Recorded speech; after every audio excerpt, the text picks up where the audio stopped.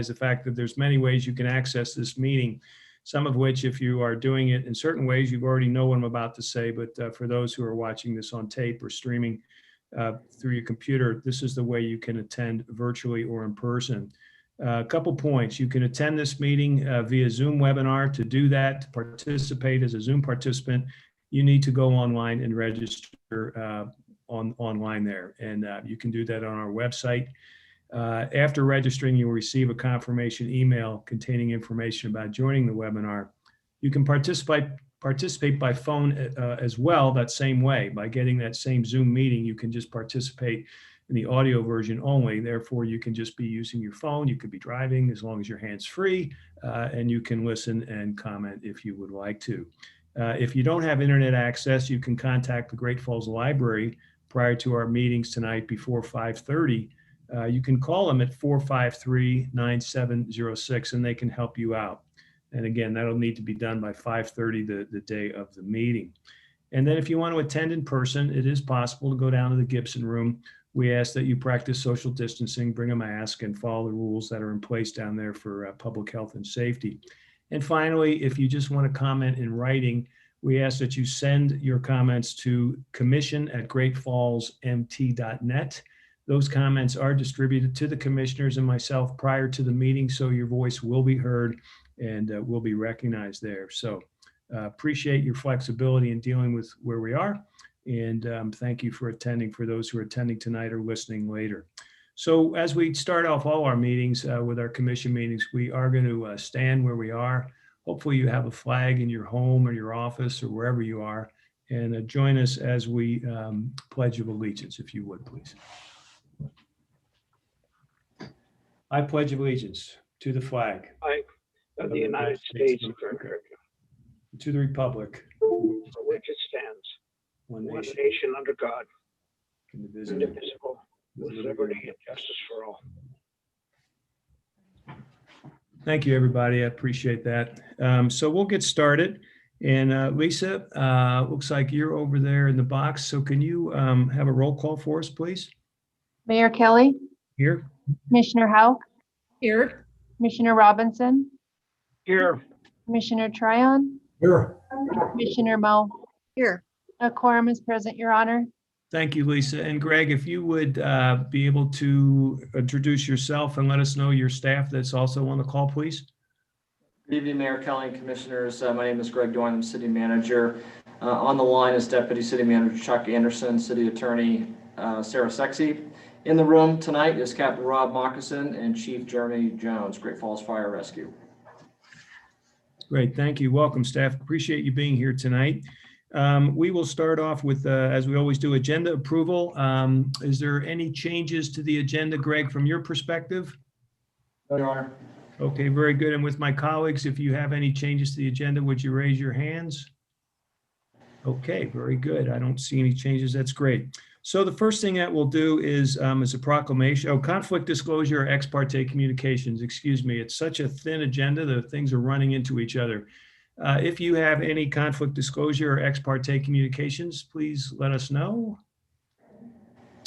Okay, nobody there. Then we're going to what I consider a very important proclamation before we move on to our military update. And that is for the Community Week of Compassion and Fast. And I understand that Jim McCormick from the Great Falls Mission is here. So Jim, before I turn it over to you, let me read this proclamation, if I might. The proclamation reads, whereas community service has always been a part of America's as well as Great Falls heritage, and the number of those in need in our area seems to be always growing number. And the people of our community have always shown a sincere desire to help those in need. And whereas a number of faith-based and other organizations approached the city of Great Falls in 2020 with a plan to help those in need in our community, and the city of Great Falls embraced this concept, out of which is born the Community Fast of Compassion for those in need. And whereas the city of Great Falls and its citizens have discovered that a community fast is a very worthwhile cause that can make a difference in the lives of many of our community. And donations of the cost of one or two of those meals that you might choose to fast in, or more if possible, are being accepted at the city manager's office, Stockman Bank, all 3 branch locations, and the Great Falls Rescue Mission for this worthy cause. Now, therefore, I, Bob Kelly, Mayor of the City of Great Falls, do hereby proclaim March 7th through 13th, 2021 as Community Week of Compassion and Fast, and urge all citizens to join us in setting aside one day during this week to fast and to pray for guidance, grace, and protection for our great city and nation as we address the challenges of our time and the concerns of those in need. And then it's signed with the seal of Great Falls. So happy to be doing this again, in conjunction with some of the folks around town, but specifically with the Great Falls Rescue Mission. Jim, thanks for being here tonight. Do you care to make a few comments? Mr. Mayor, Commissioners, we appreciate all that you do, not just for this proclamation, but for everything that you do for our great community. Because of you, our community is great, and we do appreciate it greatly. So thank you for this, and we pray for the best for next week. Okay, thank you, Jim. Appreciate it. And I know that when you say because of you, you mean not only the commissioners here, but also city staff, et cetera. Really do make an extended effort for the folks in our community in need. Thank you for what you do too as well. Please thank your staff. Thank you. Okay, that takes us to probably the highlight of tonight's agenda. As a matter of fact, we've got Colonel F-15 here, Colonel Fugate Opperman here joining us from the base, the wing commander out there. It's good to see you, Colonel. Appreciate you spending some time with us. Give us the latest out there at Malmstrom. All right. Thank you, Mayor Kelly. Good evening, ladies and gentlemen. So I'll start off with what I think is good news, and I think it's reflective of the good news we're seeing across the city as well as the state is with our lowering COVID numbers as well as our increase in vaccine availability. We've been able to continue to relook and adjust some of the restrictions that we've put on our base members. So in the last week, beginning of this week, my time's running together on me. We changed our HPCon, which is health protection condition, from Bravo Plus to Bravo. So that doesn't necessarily mean a great deal, but there's some limitations or restrictions that we put on ourselves depending upon what HPCon we're in. So with lowering it, we're still not back to normal, but hopefully that's not too far from now. So with this, we have taken theaters off, removed them. We've taken them off limits. So military members can now go to movie theaters, as well as previously we had our timeframe restrictions for military members to be able to eat in restaurants.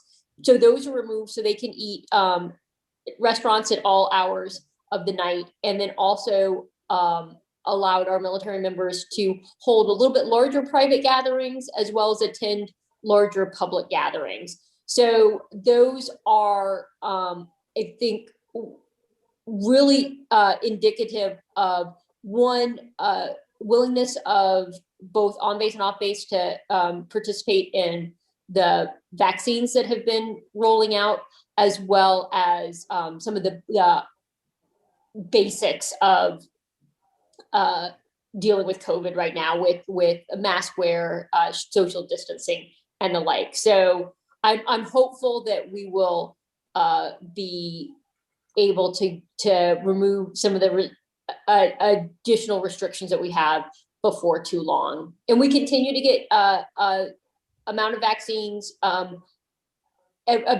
between 100 and 200 every week. We initially received several large numbers of vaccines, and now we're at about a steady state of 100 and 200. So it's voluntary for our military members. So those that have were interested have received the vaccine, and we're now opening it up to all of our military dependents, anybody who is TRICARE eligible, to receive the vaccine, assuming they're 16 and older. So I think that's all good news. And I think it's also reflective of what we're seeing downtown as well. So slowly but surely getting back there. Transitioning from COVID news, we had the fortune of having Chief Master Sergeant of the Air Force Bass come and visit us at the beginning of last month. I'm not sure, Colonel Williford stood in for me last month because I was on a trip. So I'm not sure if he mentioned that, but she was originally just supposed to be here for essentially 24 hours. And because it was during our super cold time frame, we were fortunate enough to have her stay for 3 days. So her position, she's the most senior enlisted member in the Air Force. And this was her first real exposure to the ICBM mission, as well as the Mount Grim and the Great Falls community. So we had a fantastic visit with her, and we're happy to be able to show her the area and all the great support that we get, as well as our fantastic airmen. So that was a fantastic visit, and hopefully we'll continue to have more senior visitors come through so they can see everything that we do as a base and then as a community as a whole.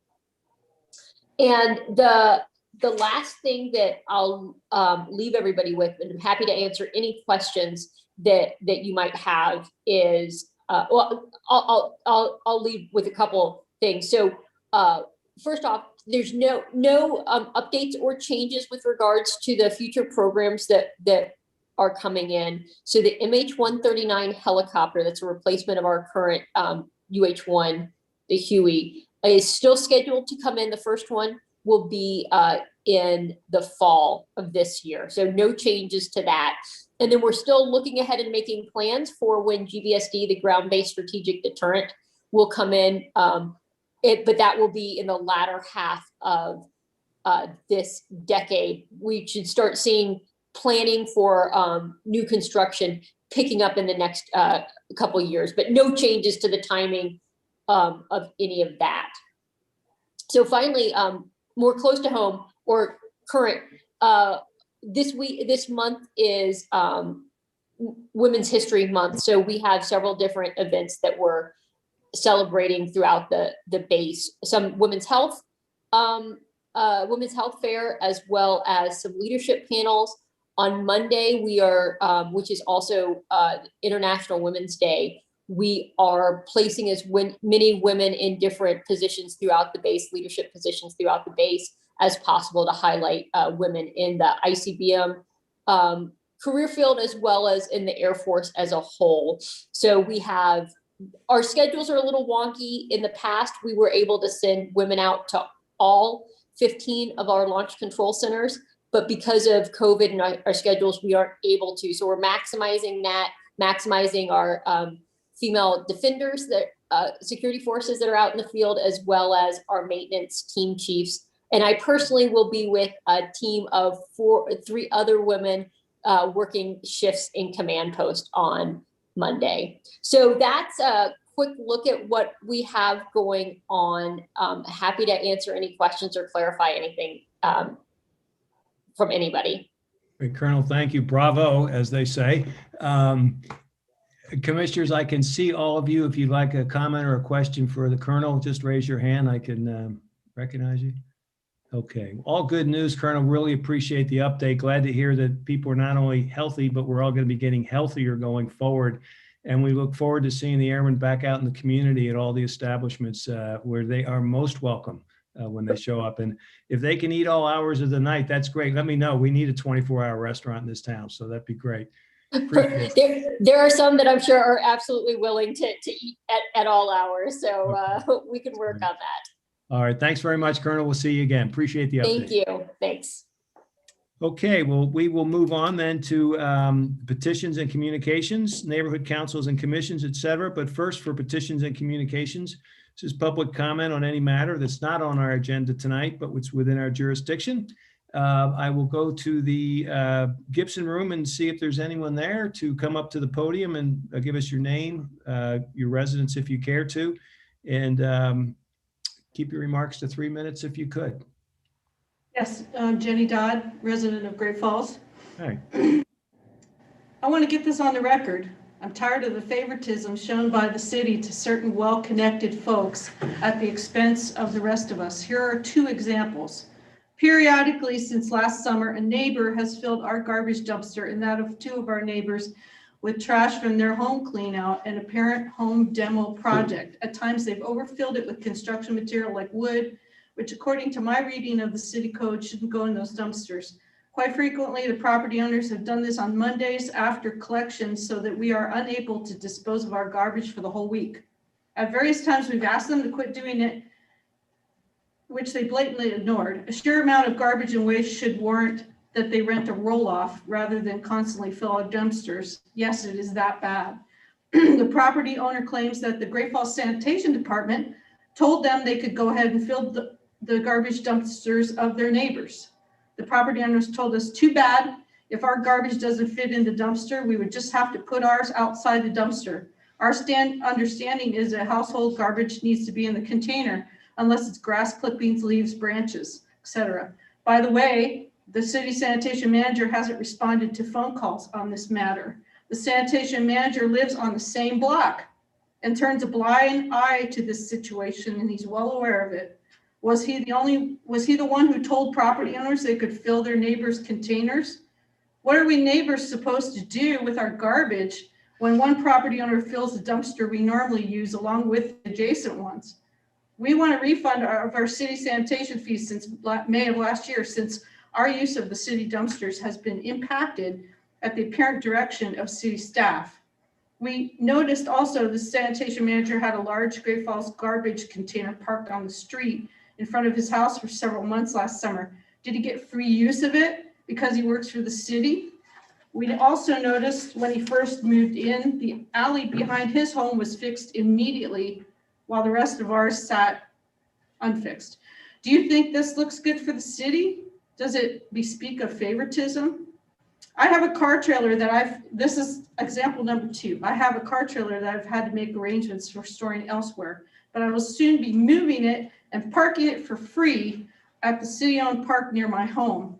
I expect the city to allow this because in November 2019, I reported to city officials that a private business owner had been parking his business equipment at that city park for at least a year. I provided photographs as proof.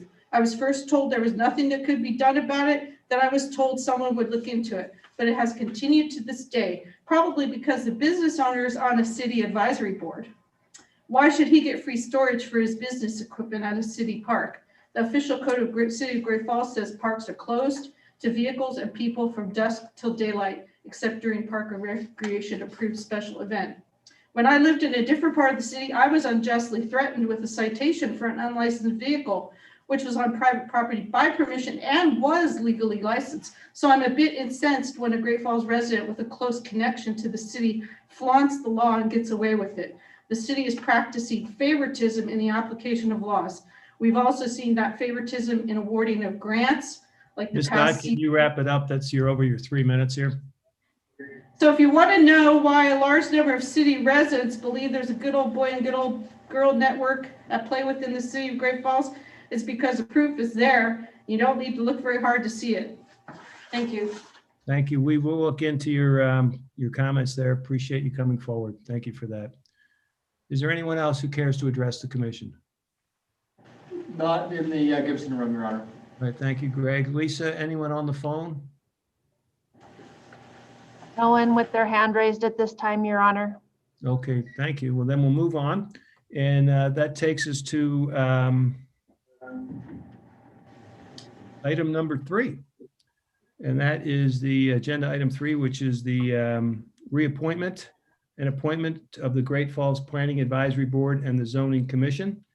And our job here is to reappoint or appoint 2 members to the Great Falls Planning Advisory Board and Zoning Commission. I'm looking for a motion, please. Your Honor, excuse me, Your Honor. Yes, Commissioner. I move that the City Commission reappoint Tony Mills and appoint Lindsay Bullock to the Great Falls Planning Advisory Board Zoning Commission for a 3-year term through December 31st, 2023. Okay, and do we have a second, please? Your Honor, I would make the second with the friendly amendment that the person's name is Tori Mills. Yes, it is. Thank I think her middle name is Tony. Yes. Very good. Okay, so we have a motion and a second for Tory Mills and then Lindsay Bullock as well. Is there any public comment regarding those appointments? No. Okay, Lisa, anyone who wants to comment on the telephone? No, Your Honor. And no one in the Gibson room, very good. Any discussion amongst my colleagues here?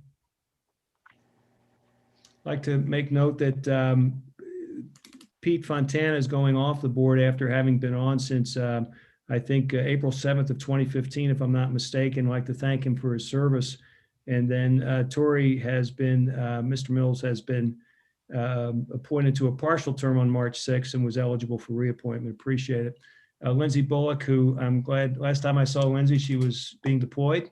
I'm glad she's back and anxious to see her serve on this this part of our city government. So thank you for putting your names forward. All those in favor, say aye. Aye. Okay. Anyone opposed, nay? Okay, that's great. Thank you, Tory. Thank you, Lindsay.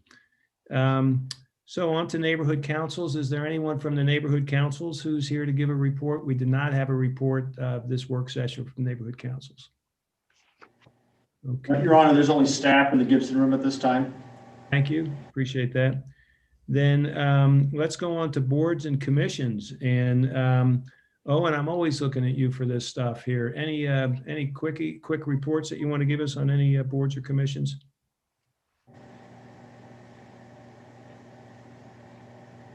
Make sure you unmute, Owen.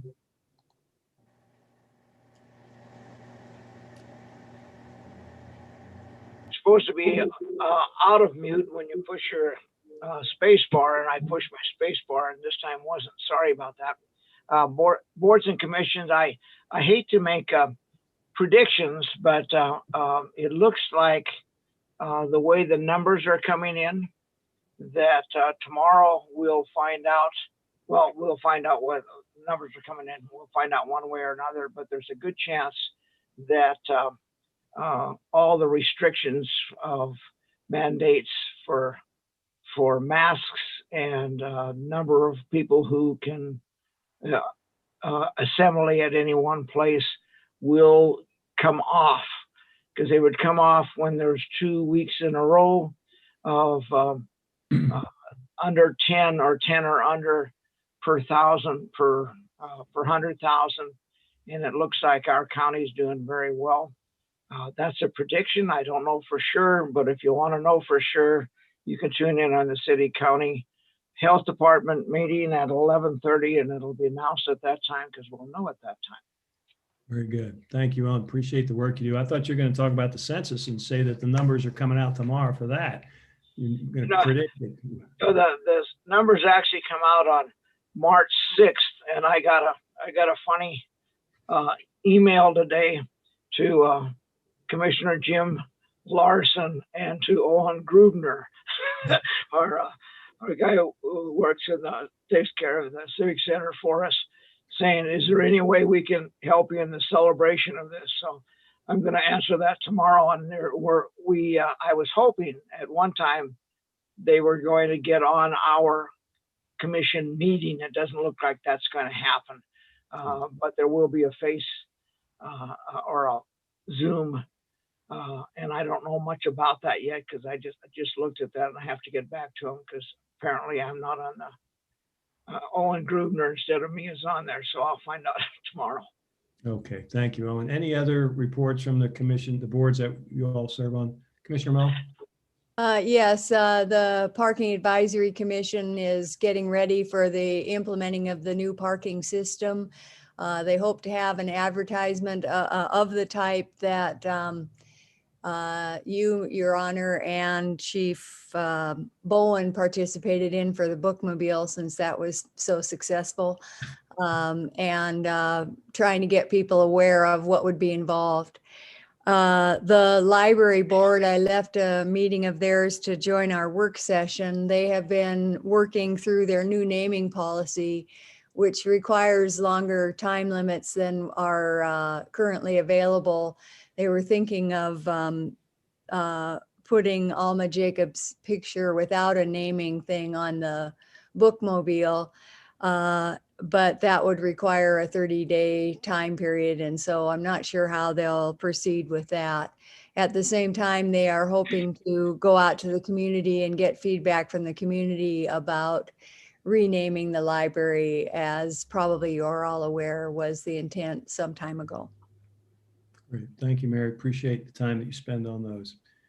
Okay, we will move on then to second only to the wing commander of the nuclear facility outside of town. We have the city manager's report. Greg? Good evening again, Mayor Kelly and Commissioners. A couple of things to pass along to you. Been giving you regular updates on the Aim High Big Sky Rec facility. So right now the focus has been on making sure that we're coordinating with the NEPA, which is an environmental impact, and we have to coordinate with Malmstrom on that, as well as, I'm going to call it OEA, even though that's currently not their name anymore.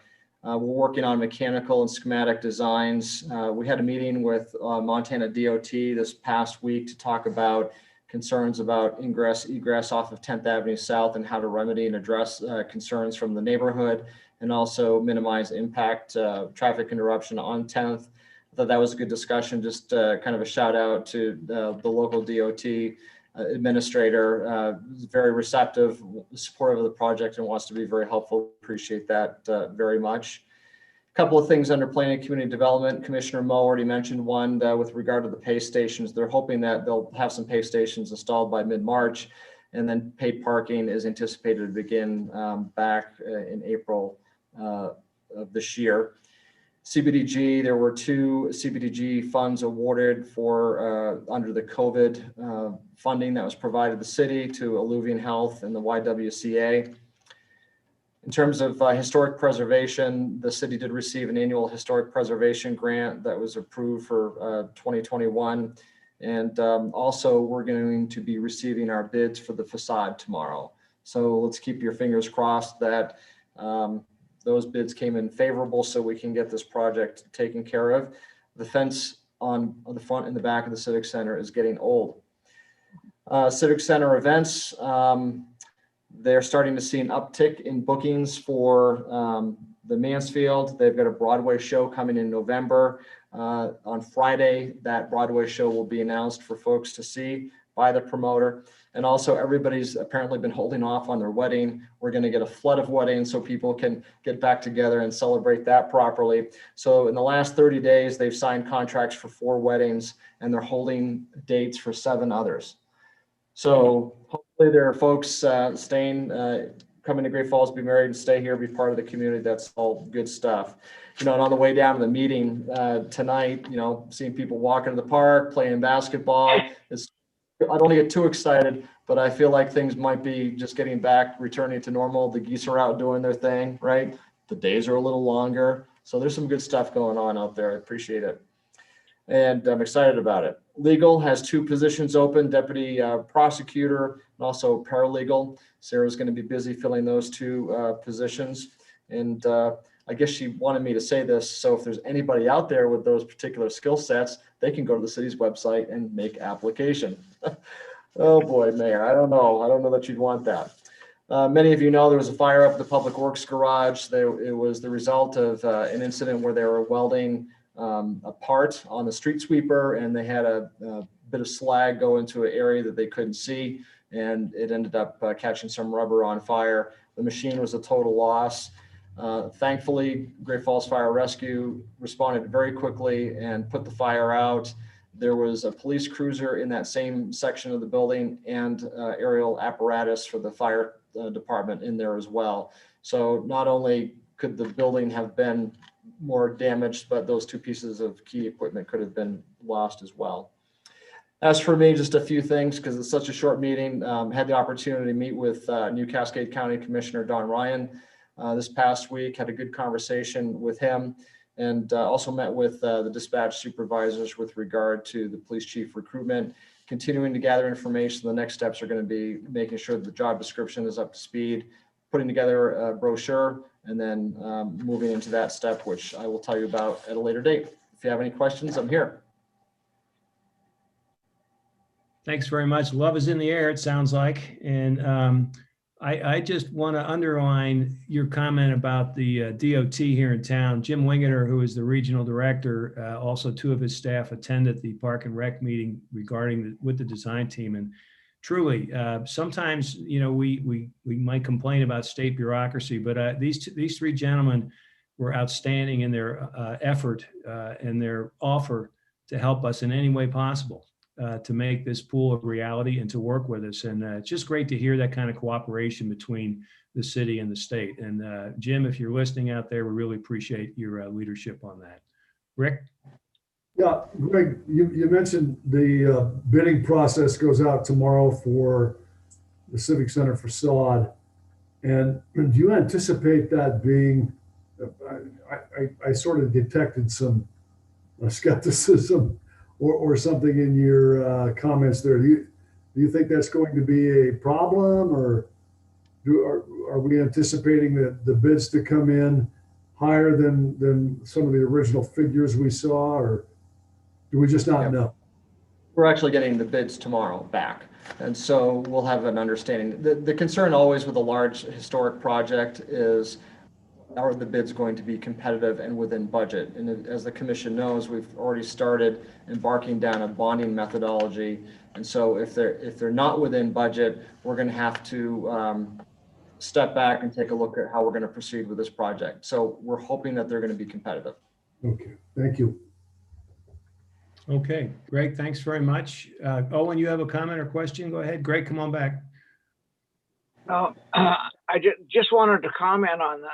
I'm really glad with cooperation with DOT, because it's one thing that I found out in independent study is that the bus system isn't going to be an easy change. It might take several years. They generally change bus schedules, and it's done down in Helen. It isn't, you don't just call up the bus transportation and say, can we change our route? And so we might be, it might take up to 5 years to get the route changed. Right now it goes instead of at 8th Avenue South, well, like we'd like it to have it, it's at 6th Avenue South. But with DOT on 10th Avenue South, there is a bus stop right there at Anderson Pharmacy. And if we're talking to DOT, one of the things we might discuss with them, although that might even be a bigger project than the other one and take more time, but I think it should at least be in a discussion point, and that is the possibility of putting a street light there. So people who stop at that and they would be going east might have a way of getting out at that point and crossing the street on into the new facility. Just something up in the air. I don't have a proposal and I don't have a complaint. I just saying information is power, and that might be one of the things to discuss with DOT. Okay, I'm sensing a new committee responsibility for you, Owen. Okay. All right, Greg, thanks. Appreciate it. Thank you, everybody, for that. We'll go on then to the consent agenda. And this is made up of routine day-to-day items that require action. We can pull them if you want for discussion by any commissioner. Item 5 are the minutes of the Feb 16, 2021 City Commission meeting.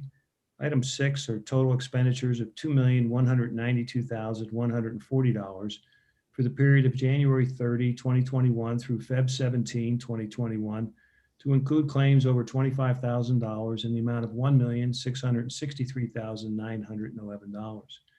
Item 7 is the contracts list. Item 8, the grants list. And item 9 is to approve the application for the Assistance to Firefighters Grant for safety and decontamination equipment to remove products of combustion from equipment utilized in the performance of firefighting and wellness equipment to complement Great Falls Fire Rescue's mental health and wellness program. Do I have a motion, please? Your Honor, Commissioner Moe? I move that we approve the consent agenda as presented. Thank you. Do we have a second? Second. Commissioner Howe, thank you for the second. Is there any public comment on the agenda item? In the Gibson room, no. Lisa, anyone on the phone? No one with their hands raised, Your Honor.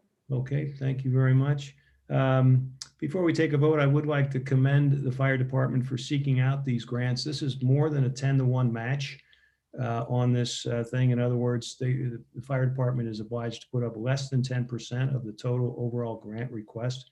And that's already in their budget. So we wish them the best of luck and thank you for pursuing those funding sources. So if there's no more comments or questions, I'll call for a vote. All those in favor say aye. Aye. Aye. Anyone opposed, nay? Okay, very good. That actually takes us to the end of our business, our public hearing, old business, new business, ordinance and resolutions. And we have miscellaneous reports or announcements from the city commission. Anyone want to bring up anything or initiatives, et cetera? Commissioner Hauk? Just two quick things. I wanted to apologize for missing the meeting last time. My son happened to have emergency surgery. We thought we were going to have surgery a little bit sooner than what we did, but he did go in during the commission meeting timeframe. So thank you all for excusing me at that point in time. He's doing fine, and he's already back to swinging a baseball bat. So I think we're on the road to good recovery. Good. The local emergency planning committee is called the LEPC, and they are meeting. They've been meeting. They've had some frustrations in the last 6 months because they're not always getting a quorum. So they've kind of reconvened, got phone calls being made, and we are meeting again on Thursday morning. And so just a reminder to city staff, we have quite a chunk of the representation at that table, along with the county and Malmstrom and key stakeholders. But this is the group that comes together and plans how we're going to deal with hazmat spills and other disasters, flooding, anything like that. So I'm always impressed that we have this coordinated effort when we talk a lot about these partnerships and these projects. I hear of other communities that have trouble sitting down and figuring out how to blend resources, do MOUs. And this is one of those strong coalitions that just exists in our community, with Malmstrom to Mang to, like I said, the county, and the refinery sits on this, the co-op sits on this. So it's just a really good planning, but I'm hoping that everybody remembers that we're meeting again on Thursday morning, and we'll get there so we can make some changes to the bylaws and move forward with some of our projects. Okay, thank you, Tracy. Appreciate it. Anyone else? Commissioner Mo? Just a question, Commissioner Hauk, does the Planning Commission keep data so that we have a historical record of the kinds of responses that you've had to make, their costs, so that we can look at the kinds of disasters that have happened historically and what they would project for future needs? I think that there's some of that data exists at the state level that we tap into and have access to. A lot of this is just figuring out how we'll work on projects. We don't have any money within this coalition. There's no intention of ever having any money. We've actually talked long and hard that we will not ever hold money. If we were to go after a grant, then it would have to be designated to one of the partners. I think one of the interesting things that this particular group does is they do a lot of sharing. They do a lot of planning. So in the event of an emergency, we've already got things in place. So if Calumet were to catch on fire, we know who would respond, and there wouldn't be an issue with response time as we're waiting to go through red tape. The other key piece of it is Northwest Energy often will do some type of disaster drill and training in the event the Missouri were to flood or if the dams would give out, and they welcome everybody to the table to participate in that training. So it's a combination of coordinated effort to be prepared so we don't have red tape. And then we also do a lot of planning and training and cross-training ahead of time, if that helps. But there is access to state data on when disasters have happened, where we're at and what kind of money was spent. Thank you. But not as a group. We don't spend money as a group. Thank you, Tracy. Anyone else? Your Honor. Commissioner Tryon? Yeah, I'd like to ask try to get a consensus from the commission on when we might be able to start meeting in the commission chambers again. I know we're not out of the woods yet. However, things are starting to open up again, and I'm wondering if I'm just curious as to what some thoughts are. I think we are more productive, and I do think it's a better service to the community in general if we can meet in commission chambers and allow the public in. And so I'm just trying to find out where other commissioners stand on that, if we have some kind of a timeline or a criteria that we could use to determine when we can start meeting again in the commission chambers. Frankly, I think that's an important point. I do think that because it depends on our health and the health of the people that we consider, et cetera, it's something that I'd like to see us address those concerns to the city manager. My feeling specifically or personally is that before I'm even thinking about that, I would like to have us all vaccinated to make sure that we're as healthy as can be in that room going forward. That's just my own personal concern. But I think that all of us may have an individual response to that. And I really would appreciate it that if we think about it, what would the conditions be where we could do that again? I think that's a discussion that I'd like us to direct to the city manager so he can kind of put all those together. And some of us may have personal reasons for doing it quicker than other or not doing it. So if we could send those ideas to Greg and let him put kind of a consensus together from his opinion, he can also consult with his staff as well. But maybe that we end up with a hybrid of sorts too at first, to where we do the Zoom possibility and also have a live in-person thing as well. But to getting back to what I would call a normal meeting is certainly a goal for all of us. Appreciate you bringing that up. Owen? I'm reluctant to do this because I don't want to get the end of these meetings a place to do obituaries. But there is a man in our community who died last Sunday morning. His name is Robert Darnell. His friends, including me, called him Fuzzy. But the reason I want to bring him up is that he's the one that did all of the stained glass that's in Gibson Park. And I just think that he deserves some acknowledgement for that. He also worked for the city for 17 years as a painter. And when we had our own painters here, and Painters Union, and we finally disbanded with that after he retired, fortunately for him. But at any rate, and now we don't have a Painters Union, and we take that out into the community. But he was a good man, and he's not one of those like the Bob Oakleys and others that we would, Oaklands and others that we would normally talk about here. And I don't want to get this time to start having all my friends here died and that died and so on. But this one did a lot for the city, 17 years of employment, but most importantly, all of those things that you see in Gibson Park that are stained glass, he did all of those. Oh, and thank you. I think that's a very appropriate tribute. Appreciate that. Okay, if there's no one else, I would gladly take a motion to adjourn. Move to adjourn. Okay, we are adjourned. Good night, everybody. Thank you, staff. Thank you, folks who are watching at home and on Zoom. Appreciate it. Have a good couple weeks.